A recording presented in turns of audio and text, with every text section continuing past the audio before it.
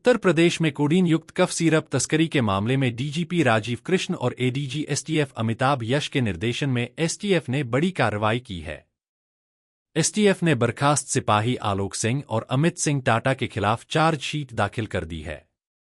इस अंतर्राज्यीय तस्करी नेटवर्क में कुल 12 मुख्य आरोपितों की पहचान की गई है, जिनमें से 3 अभी फरार हैं, जबकि 9 आरोपित जेल भेजे जा चुके हैं।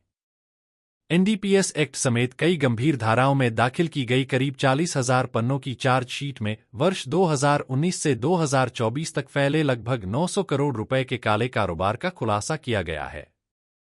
जांच में तस्करी के मास्टरमाइंड शुभम जायसवाल, गौरव और वरुण सिंह की भूमिका सामने आई है, जिनकी तलाश जारी है और बताया जा रहा है कि तीनों विदेश में छिपे हुए हैं। एसटीएफ की जांच के मुताबिक आलोक सिंह और अमित सिंह वर्ष 2019 में शुभम जायसवाल के संपर्क में आए थे। शुरुआत में दोनों पर्दे के पीछे रहकर नेटवर्क को सहयोग करते रहे, लेकिन बाद में करोड़ों की अवैध कमाई देखकर खुद भी सक्रिय रूप से इस कारोबार में उतर गए।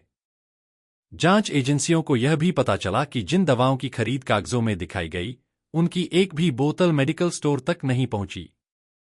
पूरी खेप को बिहार और पश्चिम बंगाल के रास्ते अवैध रूप से बांग्लादेश भेजा जाता था, जहां इन कफ सिरप का इस्तेमाल नशे के रूप में किया जाता था। चार्जशीट में यह भी खुलासा हुआ है कि आलोक और अमित ने फर्जी दस्तावेजों के आधार पर कई फर्में खड़ी की थीं। एसटीएफ ने करीब 3,000 पन्नों के बैंक स्टेटमेंट और वित्तीय लेनदेन के रिकॉर्ड को सबूत के तौर पर शामिल किया है, जिनमें करोड़ों रुपए की काली कमाई के ट्रांसफर का विवरण मौजूद है। फरार शुभम जायसवाल, गौरव और वरुण सिंह को दुबई से वापस लाने के लिए गृह मंत्रालय के माध्यम से प्रक्रिया शुरू कर दी गई है। इस पूरे कफ सिरप तस्करी कांड का खुलासा उस समय हुआ जब एजेंसियों को कुछ दवा फर्मों द्वारा भारी मात्रा में कफ सिरप खरीदने की जानकारी मिली, लेकिन बाजार में उसकी बिक्री दिखाई नहीं दी। इसके बाद एसटीएफ ने दवा कंपनियों, मेडिकल एजेंसियों और ट्रांसपोर्ट नेटवर्क की गहन जांच शुरू की।